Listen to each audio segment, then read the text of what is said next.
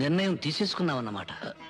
అది కాదన్నయ్య రాజా, అసలు భార్య అంటే ఏమిటో ఆవిడ విలువేంటో తెలిసిన వాడివైతే అంత తేలిగ్గా నిర్ణయం తీసుకునేవాడివి కాదు.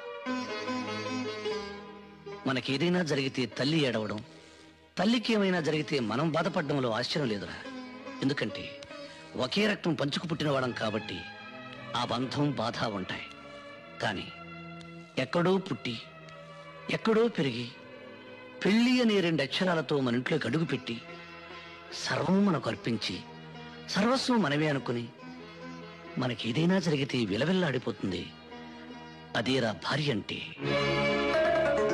కంప్యూటర్ కాలంలో కూడా కట్టిన తాళికి ఇంకా విలువ ఉందంటే ఆ గొప్పతనం కట్టినవాడిది కాదురా, కట్టించుకున్న ఆమెది. ఎందుకంటే ఆ పసుపు తాడుతో నువ్వు వేసిన 3 ముళ్ళకి తన జీవితాంతం కట్టుబడి ఉంటుంది కాబట్టి. భార్య అంటే నిప్పు లాంటిది. దాని విలువ తెలిసి మసలుకుంటే దీపమై జీవితాంతం వెలుగునిస్తుంది. అశ్రద్ధ చేసిన రోజున అగ్ని జ్వాలై నిన్ను నీ కుటుంబాన్ని కూడా దహిస్తుంది.